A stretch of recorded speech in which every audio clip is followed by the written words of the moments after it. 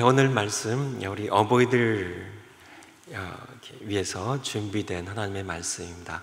하지만 우리 모두 함께 들어야 할 말씀이기도 합니다. 주부의 설교를 한번 같이 봐주세요. 영원을 바라보는 눈이라는 제목으로 함께 하나님 말씀 듣도록 하겠습니다.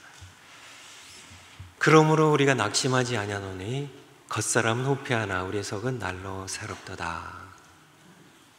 여기에 주된 동사는 낙심하지 말라라는 말씀입니다. 세월이 흘러가며 세월 얘기는 장사 없다고요. 겉사람이 점점 늙어갑니다. 우리 권사님들 어떠세요? 우리 아버님들 어떠신가요? 낙심이 되시지 않으시나요? 낙심이 되시긴 되신 모양이에요. 늙는 것이 어디서부터 오는 것 같아요? 피부 이렇게 탄력 있던 피부가 어느 날 푸석푸석해지고 화장빨이 좀 안 받고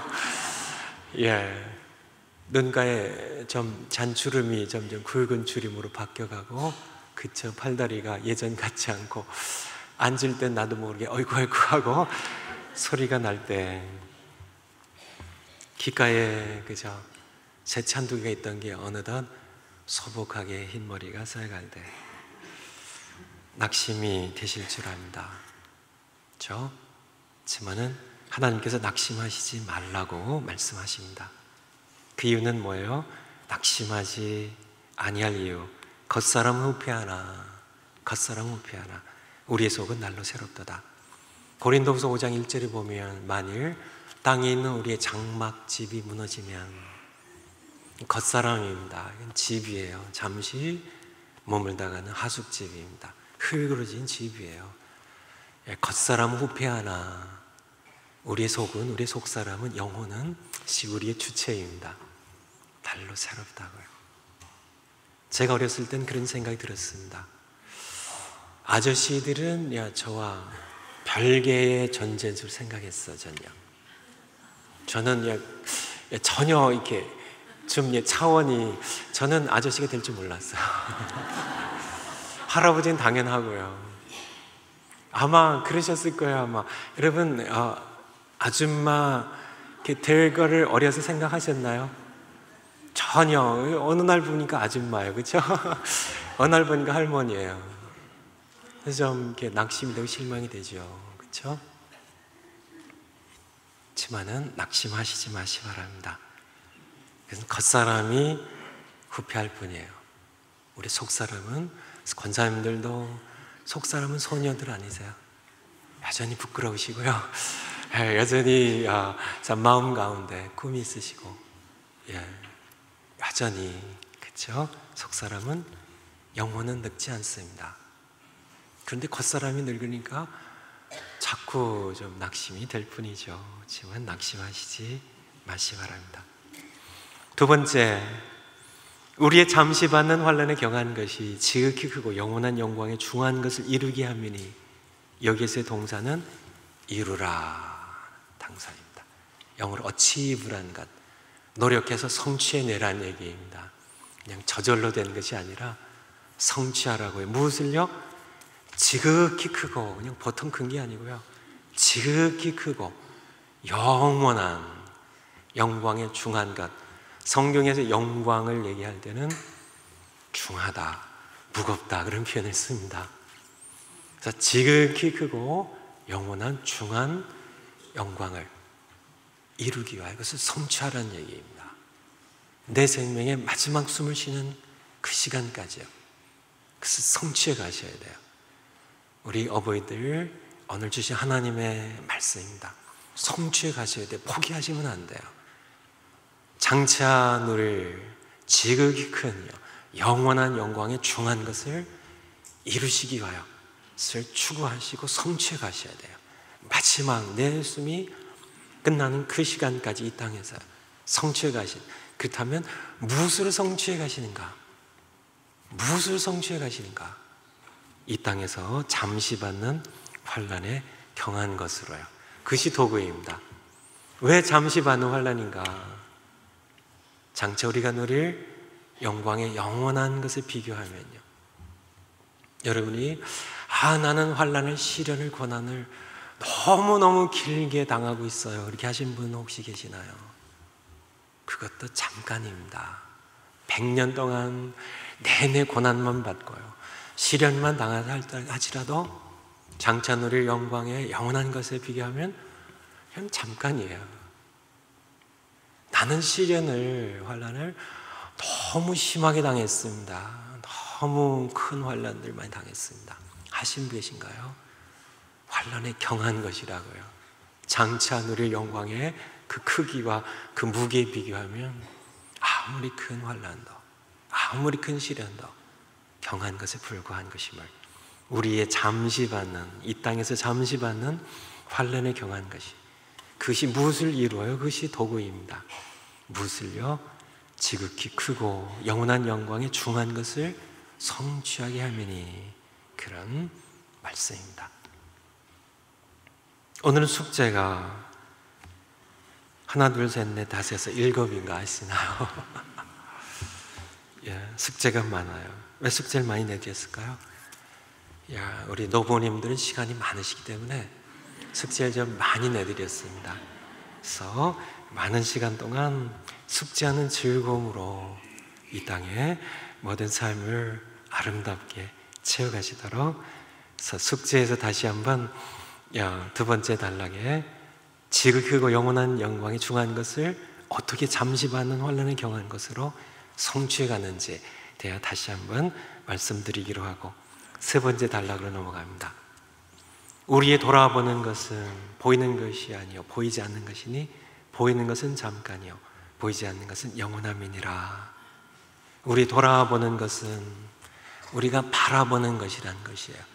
내가 내 시선을, 눈을 두는 것, 내가 돌아보는 것, 내가 내 시선을 두는 것, 우리의 시선을 고정시키는 것, 그것은 보이는 세계가 아니요 보이지 않는 세계라고요. 보이는 것은 잠깐이고 보이지 않는 것은 영원하기 때문에, 그래서 여기서의 동사는 바라보라는 겁니다. 바라보라는, 하나님을 의도적으로 거부하며 살기로 선택하는 사람들이 있습니다. 세상에 많죠. 제가 의도적이라는 단어를 일부러 의도적으로 집어넣었어요. 그래서 의도적으로 하나님을 거부하는 겁니다. 왜냐하면 로마서 1장 20절에 23절에 보면 하나님이 지으신 만물을 보면 하나님의 살아계심과 신성과 그의 권능을 그들은 밝히 알 수밖에 없어 핑계치 못할 것이라고요.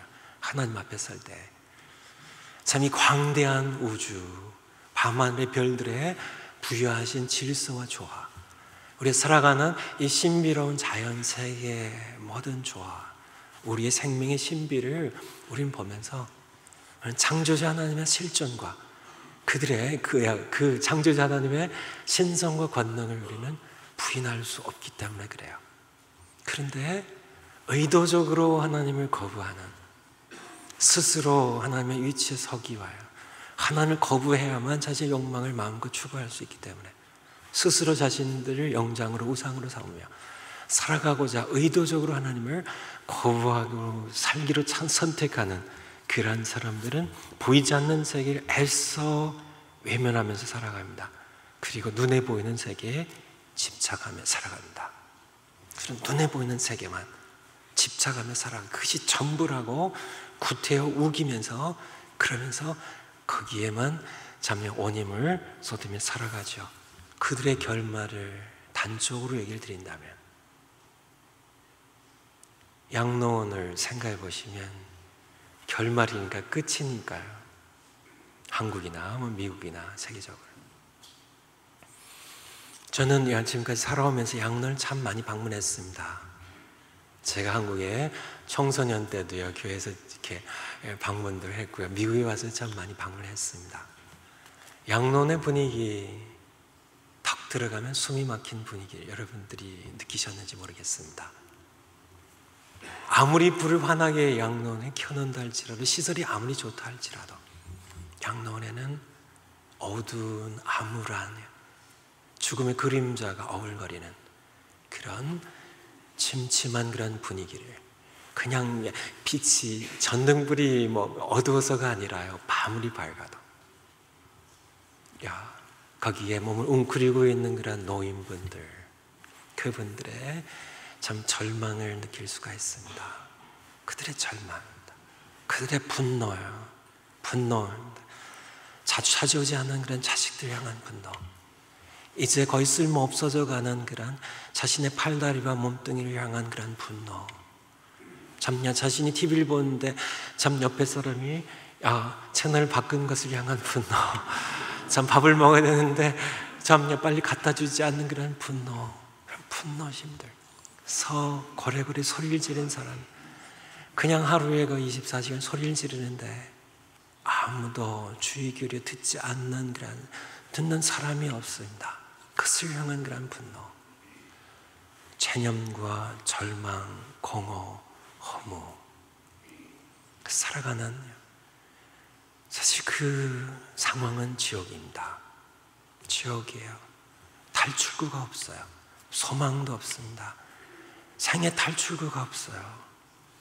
단 하나 더 고통스러운 지옥으로 간 것 외에는 남은 것이 없는, 하나님이 없는 생애입니다. 하나님을 애써 거부한, 이 세상이 전부인 것으로 그렇게 고집하며 살았던 사람들의 생애의 결말입니다. 아무 소망이 없습니다.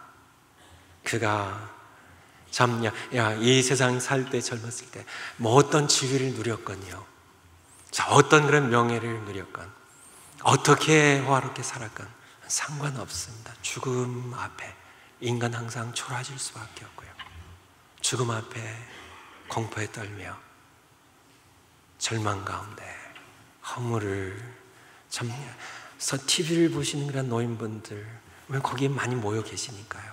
어떻게 시간을 어쩔 줄 모르니까 시간 보내야 되는데, 지금 TV 앞에 많이들 모여 계시지만은 대부분의 노인분들의 초점은 흐려져 있고요, 절반 이상은 졸고 계세요.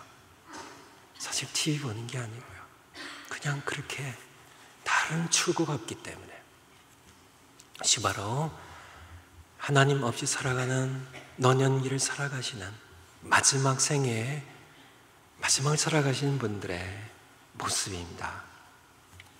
하지만 하나님의 사람들은 다르죠. 하나님의 사람들은요, 마지막 순간까지 이제 죽음을 통과하여 들어갈 영원한 본향을 사모하며 밝은 웃음으로요, 소망을 가지고 살아가는 그런 분들이 예수 믿는 사람들입니다. 제가 정말 좋아하는 분, 한 번도 만나 뵌 적은 없는데요, 그냥 제가 너무 좋아하는 분이라요. 제가 이분을 위해 참 제 마음으로 간절하게 제가 기도를 드렸던 분이에요. 하나님, 이분 제발 이 땅에 오래오래 좀 더 살게 해주세요 했던 분이 지난 4월 21일 날 하나님의 부르심을 받고 하늘나라에 가셨습니다. 이분은 워싱턴 정가에서 사악한 천재, 해결사, 더러운 술수의 달인으로 불렸던 분이고요, 그는 닉슨 대통령의 재선 성공을 위해 필요하다면 우리 할머니라도 밟고 가겠다고 했던 그런, 닉슨 대통령의 최고 충성스러운 참모였습니다. 워터게이트 사건의 주범이고요. 누구예요? 찰스 콜슨 얘기입니다. 그분이 얼마 전에 자신도 노후를 마지막까지요, 이분 80세 세상 떠나셨는데요, 바로 예수 그리스도의 복음을요, 죄수들 교도소 선교를 위해 말씀을 이렇게 전하다가 쓰러지셔서 뇌수술을 받고는 깨어나지 못하고 하늘나라에 가셨습니다. 그렇게 악랄하게 살았던 행동가였던 찰스 콜슨이요, 닉슨 대통령과 함께 미국의 최고의 권력을 누렸던 헨리 키신저와 함께 미국의 권력을 주물렀던 사람입니다. 미국의 권력, 그러니까 세계의 권력을 좌지우지했던 사람이죠.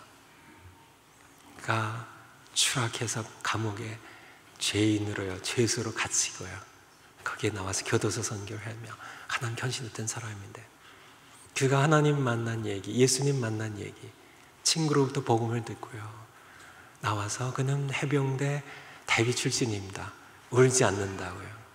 근데 복음을 듣고 나와서는 그는 집으로 들어가는 차에서요, 눈물이 너무 쏟아져서 운전할 수 없었습니다. 눈물이 범벅이 됐어요. 그는 자기의 죄를 놓고 하나님과 만난 시간이었다고는 고백하죠. 그래서 그가 처음 쓴 책이 Born Again이라는 거듭남이라는 책이에요. 그래서 그가 그렇게 성경 말씀 그대로의 진리를 믿고 복음을 위해 싸우다가 그는 그렇게 하늘나라에 가셨습니다. 근데 그분이 쓴 초기 책 가운데 한 권이에요. Loving God이라는, 하나님을 사랑한다는 것은 이라고 홍성사에서 이렇게 번역을 한 책입니다. 여기 보면 91세에 나신 머티 하웰이라는 할머니 얘기가 나와요. 이 책이 29년 전에 쓰여진 책이니까요, 그러니까 근 30년 전에 쓰여졌으니까 그 당시에 30년 전에 91세였으니까 벌써 하늘나라에 가셨겠죠. 근데 머티 하웰이라는 이 할머니는 양론에 계셨어요. 양론에 계신 91세 양론에 계신. 저는 이렇게 찰스 콜슨이 이 머티 할머니를 찾아갔던 얘기가 여기에 기록되어 있어서, 그래서 양론에 1층에 갔을 때 동일한 광경을 보죠. 그 암울한 광경. 그 원망에 절어 있는 웅크리며 체념과 절망 가운데 소망 없이 탈출구 없이 웅크리며 멍한 그런 초점 잃은 시선들, 입을 벌리고 의자에 앉아 있지만은 멍하니 앉아서 바로 죽음만을 기다리는 그러한 분들을 통과해서 2층에 올라가서 이 머티 하웰 할머니를 만났을 때 그 대조, 그 차이, 그 엄청난 지옥과 천국의 모습을 보는 그 모습을 여기에 써놓고 있어요. 이 머티 하웰 할머니는 시련 많은 삶을 살았지만 예수님께서 그의 생애 동반자셨습니다. 저는 어느 날 이렇게 기도하는데 하나님께서 재소자들, 교도소에 있는 죄수들에게 편지를 쓰라는 것을, 나 같은 게 이분이 초등학교 1학년만 중퇴한 분입니다. 글도 못 쓰고 나는 그걸 못합니다. 버티는데 계속 하나님께서 그 마음을 잡고 주시니까 드디어 시작을 하셨는데요. 한창 하실 때는 좀 더 젊으셨을 때는 40명의 죄수들이랑요, 91세 이 당시에는 17분의 죄수들이에요. 살인범들입니다. 중무장 강도들이에요. 이 성폭행 강간범들입니다. 마약 딜러들, 중독자들입니다. 거칠고 몸에 먼지 새겨진 그런 사람들에게 하나님의 딸로 91세대 그 이후까지 편지를 씁니다. 그들의 세계도 모르고요, 나는 모릅니다. 기도하고 하나님께서 주시는 마음을, 하나님의 사랑을 담아 글로 쓰기 시작했고요. 이분의 편지를 통하여 사람들이 생애가 바뀌는 겁니다. 이 할머니 편지 기다려요. 이 할머니 편지가 내 생애에 얼마나 중요한 의미를 갖는지, 그 할머니의 편지가 날 바꿨습니다.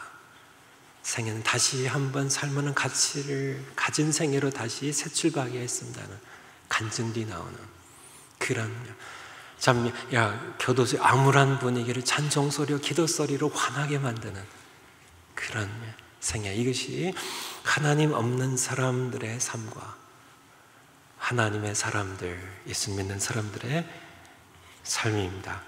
보이는 세계는 잠깐이고요, 보이지 않는 세계는 영원한 데서 오는 근본적인 차이인 것입니다. 제가 한국 민요 가운데 싫어하는 민요가 하나 있습니다. 노새 젊어서 노새 늙어지면 먼 넌 아니에요. 근데 제가 장담을 잘 안 하는 편인데요, 제가 장담컨대 이 사람은 늙어서도 놀았을 겁니다. 노새 젊어 노새 늙어지면 먼 넌 아니. 이분은요 젊었을 때 일 안 한 분이 늙어서 일하셨겠어요? 남에게 신선하지며 패나 끼치며 그렇게 건달처럼 살았을 이분의 생애가 불쌍해질 뿐이죠.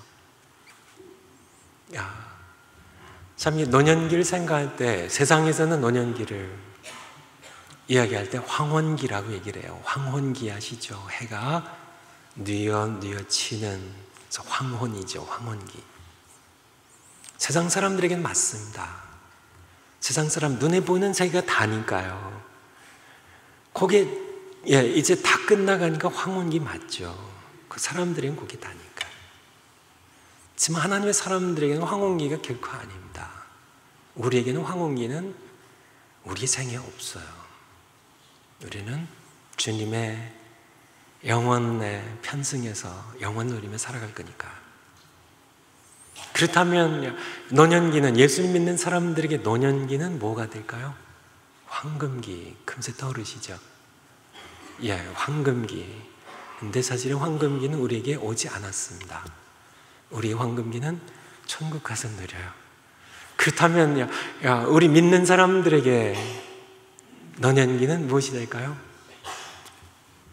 목회 편지 보시면 답이 나옵니다. 주부예요. 노년기는 인생의 절정기라고요. 절정기. 목회 편지 제가 오래전에 썼단, 사실 그 동화는 우화 동화라고 해야 되나요? 그거는 제가 대학교 다닐 시절에 썼던 글이에요. 굉장히 오래된 거죠.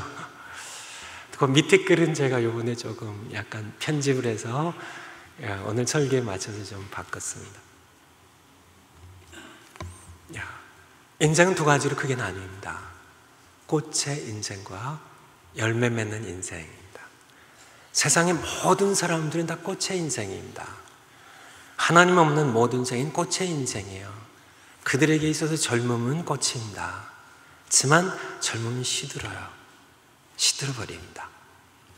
그리고는 시든 인생으로 살아가는 겁니다. 그래서 그들은 아둥바둥이 어떻게든지 젊음을 유지하려고요. 막 피부 마사지도 하고요, 막 성형수술도 하고요, 막 운동도 하고 보약도 먹고. 왜냐하면 그 젊음 꽃을 유지해야 되니까요. 근데 세월 이기는 장사 있나요? 그 누구가 가는 세월 그 누가 막을 수 있나요? 아무도 못 막아요. 그냥 그러니까 어느새 주름이 생겨 그냥 어떻게든지 젊음을 좀 더 유지하려고요. 어떻게든지 애를 쓰고 바둥바둥하고 발버둥 치지만은 세월을 이기는 장사가 없잖아요. 그래서는 절망하고 분노하고 원망하고 질투하고 그래서 살아가는 그런 인생을 세상 사람이 사는 꽃의 인생이에요. 하지만 우리는요, 열매 맺는 인생입니다. 성경에 구구절절이 나오잖아요. 열매 맺는 인생입니다. 우린 꽃은 줘도 상관없어요. 꽃이 목적이 아니니까. 꽃이 피는 것은 열매를 맺기 위한 것이고요. 그래서 우리는 세월이 흐를수록 점점 더 열매 단맛이 더해가는, 사랑의 단맛이 더해가는, 믿음의 깊이가 더 깊어져가는, 소망이 더욱더 성숙하고 무르익어가는 그러한 삶입니다. 세월이 흐를수록이요. 세월이 흐를수록 그런 생을 살아가는 것, 그것이 바로 예수 믿는 우리의 모습임을.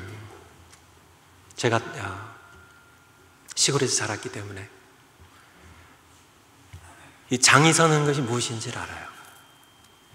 장 서는 건 이렇게 가서 구경하신, 많이 우리 어르신들을 많이 보셨고 이렇게 하셨죠. 제가 경기도 용인에서 자랐습니다. 어린 시절에. 그래서 이렇게 경기도 광주장, 안성장, 이천장 이런 장들이 있어요. 5일장으로 용인에 장이 섭니다. 김양장이에요. 5일장이 서면 장돌뱅이 아저씨들이 막 바리바리 싸갖고요. 이렇게 와가지고 양말도 팔고요, 옷가지도 팔고, 속옷네이도 팔고, 이렇게 여러 가지 신발도 이렇게 흰 고무신 이렇게 놓고 이제 팔고요. 또 토백이 상점들도 문을 열고요. 뭐 시골의 농부 아저씨들 주로 이제 아낙네 분들이 농사지은 그런 채소들 갖다가 조금씩 넣고 콩도 참깨도 넣고 이렇게 팔고요. 뭐 이렇게 어떤 아저씨들이 이제 신발 떼우는 아저씨들, 참 양은 냄비 떼우는 아저씨들 나와서 하고 진짜 너무 재밌었어요. 저는요. 신발 떼우는 아저씨 보고 30분 구경하고요. 미꾸라지 보면서 또 20분 놀고 그래서 그냥 하루 종일 노는 장국이 그렇게 재밌었어요. 활기가 넘치는 살아있는 그냥. 파장이란 단어 아시나요? 요즘은 안 쓰는, 요즘 뭐 거의 안 쓰는 파장은 이제 장이 끝나는 그런 시간이 끝나는 겁니다. 갑자기 상점들이 문을 닫고요. 아저씨들이 떠나기 시작하고요. 파장이 될 때 느낌 아직도 기억을 합니다. 그 쓸쓸함, 쓰레기들만 여기저기 바람이 날리고요. 쓸쓸함, 다 떠나고 난 그런 쓸쓸함. 인생의 노년기에 느낄 수 있는 그런 것이죠.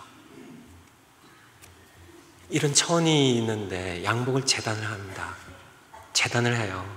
양복을 만듭니다. 팔도 만들고 뭐 이렇게 몸통도 만들고 이렇게 재단을 하고 뭐 옷을 뭐 여성 옷을 만들기도 하고. 근데 천을 이렇게 다 재단하고 나면 짜투리가 남아요. 그 짜투리 그거 가지고 이거 버리기는 아깝고 옛날에 천이 귀하니까요. 하지만 이거 가지고 뭘 만들자니 뭘 시작하자니 이게 짜투리라 이거 가지고 쓸모는 없는데 버리기는 아깝고. 그것이 우리 노년기에 느낄 수 있는 그런 생각입니다.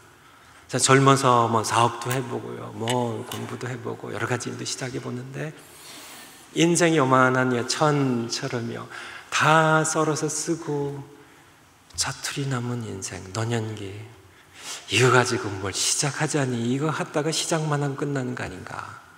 짜투리 같으니요. 참 이거 가지고 뭘 시작하자니 이거 엄두가 나지 않고 이거 짜투리 조금 남은 거라. 그자니 이거 버리자니 버릴 수는 없고 하나. 정말 인생이 그런가요? 아니란 얘기입니다. 제가 뭘 하나 갖고 왔는데요. 종이 두루마리입니다. 두루마리예요.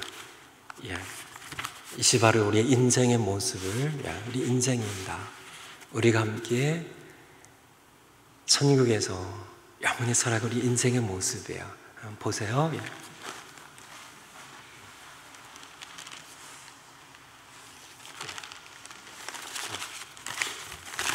여러분 얼마나 살아가실 것 같으세요? 앞으로 10년이요? 아니죠? 10,000년 살아가실 것 같으세요? 10,000년이 아니죠. 100만 년 살아가실 것 같으세요? 100만 년이 아니죠. 영원히요, 영원히. 이 두루마기는 언젠간 끝나지만요, 여러분은 주님과 함께 영원히 살아갈 겁니다. 이 세상 사람들은 요게 이 세상에서 이게 황금색인가요? 요게 바로 이 땅에서의 삶이에요. 시편 90편에 보면 우리의 인생은 잠깐 자고 깨는 것 같다고요. 아침에 돋았다가 저녁에 비워져서 불에 태워지는 풀과 같다고요. 야고보서에 보면 잠깐 있다 없어지는 안개 같다고요.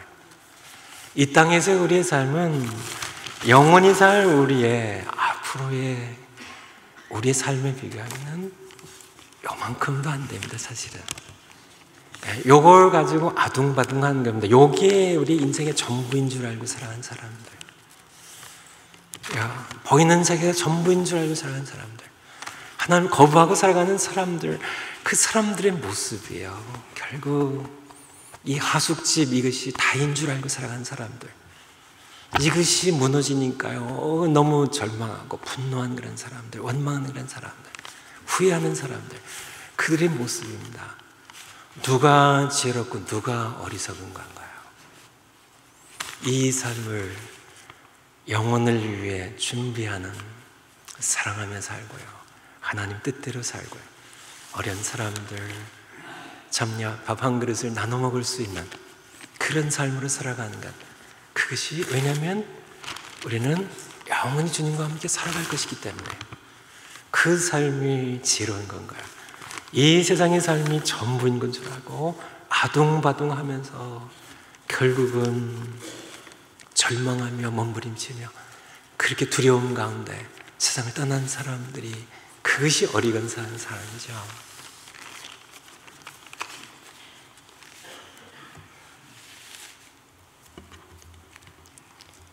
성경 주보 요약으로 한번 다시 돌아가 보겠습니다.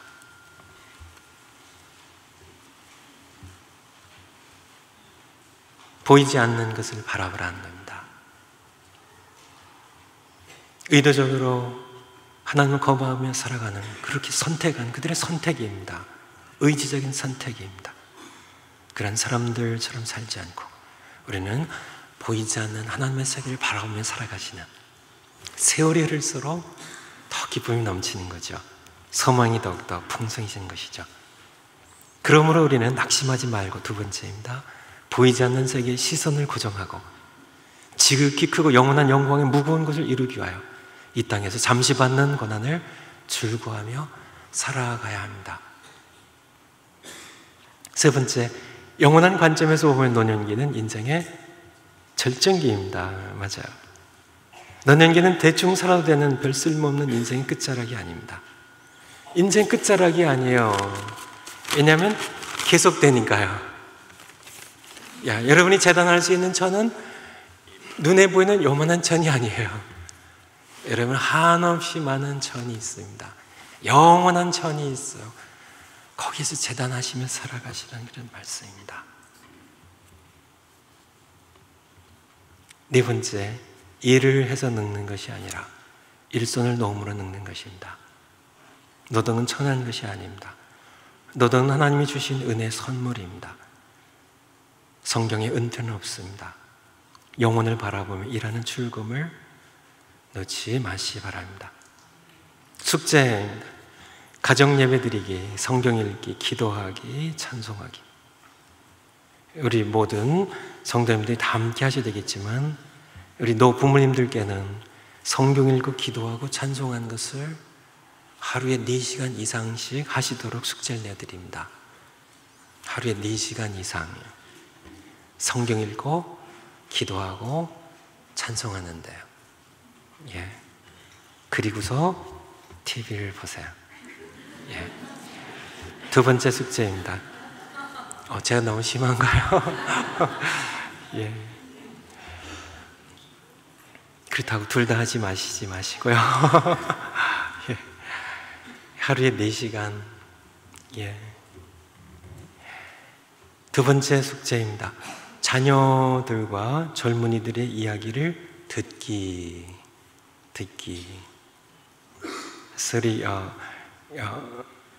연세가 드시면 이렇게 말씀을 이렇게 자주 하시게 되는데요. 그거는 당연한 것이고 좋은 것입니다. 근데 또 들으실 수도 있으셔야 되기 때문에요. 숙제입니다, 이것도요. 세 번째, 걷기, 또 함께 걷기요. 기회 되는 대로요. 네 번째 숙제입니다. 남은 생애를 계수해보고 어디 집중 투자할지를 계획하기입니다. 시편 90편, 모세 시편에서 따온 숙제입니다. 거기 보면 우리의 년수가 70에 강건한 80이라도 그 년수의 자랑은 수고와 슬픔뿐이요 또 신속하게 간다고요.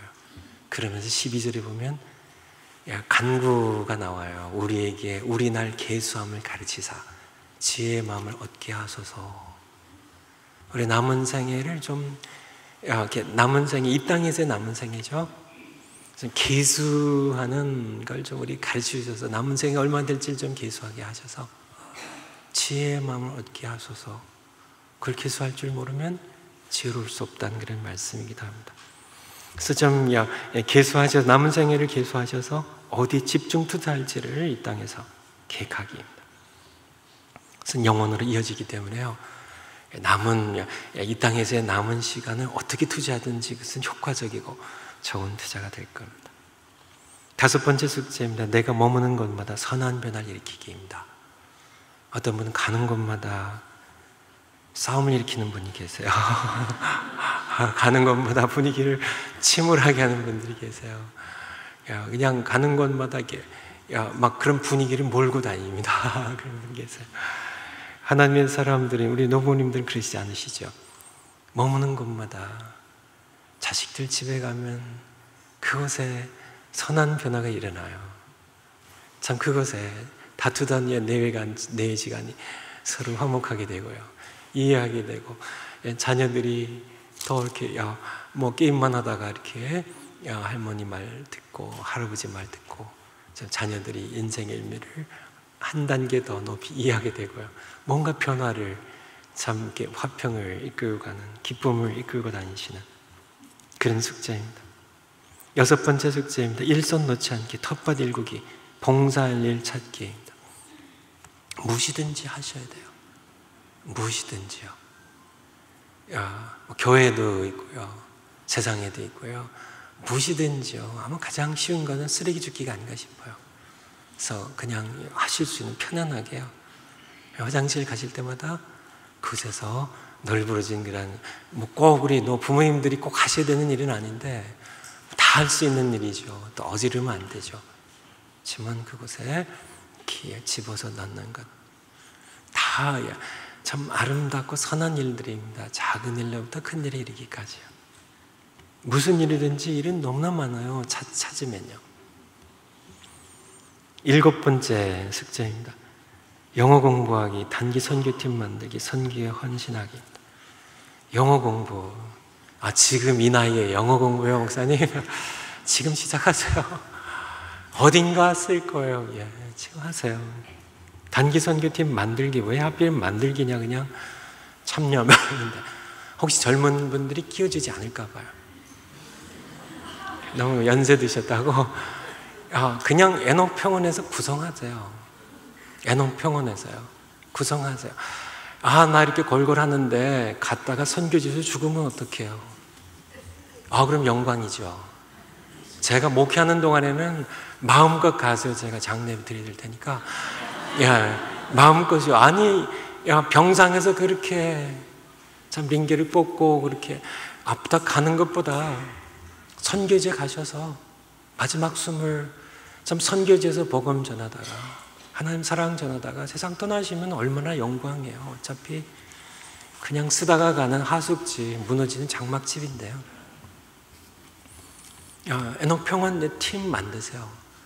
그냥 안 끼워주면 우리가 만든다고요. 선교, 단기 선교 기금도 모으시고요, 팀 만드세요.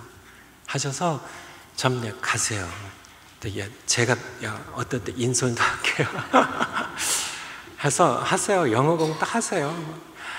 사람의 말로, 사람이 하는 그런 입술에 영어로 복음 전하나요? 한마디 그냥 하나 외워가지고요, 요한복음 3장 16절 외워가지고 그냥 얘기하면 성령 하나님께서 역사하시면 믿는 겁니다. 그렇게요.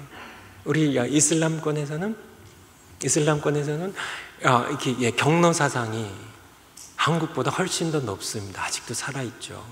그래서 연세 드신 분들은 무조건 이렇게 말씀하시면 듣고요, 덮여드려요.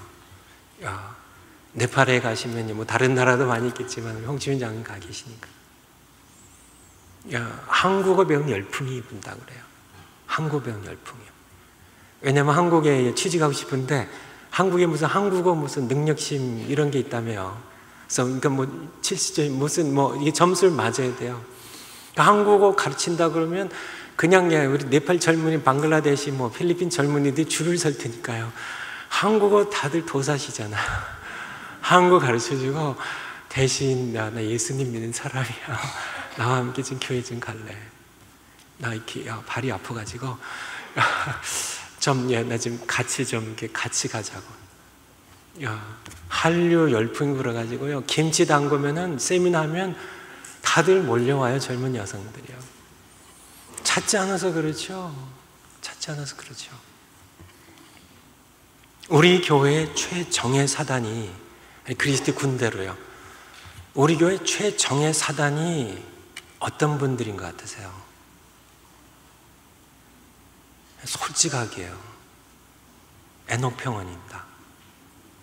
제가 어버이 주일이라 제가 아부하려고 드린 말씀이 결코 아니에요. 결코 아닙니다. 우리 교회 오늘 말씀 생각해 보세요. 우리 교회 최정예 사단은 우리 한국의 뭐 수도 방위사령가요? 아니면 특전사인가요? 한국의 최정예 사단이요. 우리 교회 최정예 사단은 에녹 평원이에요. 이들은 믿음의 장부들이세요. 이들은 기도의 용사세요.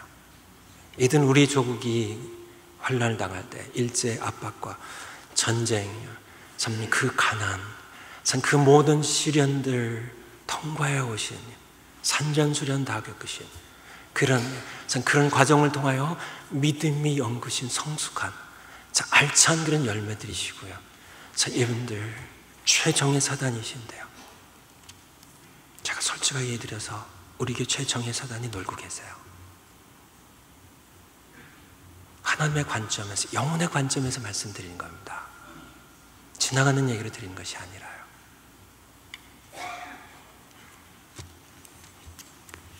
우리 인생은 꽃의 인생이 아닙니다.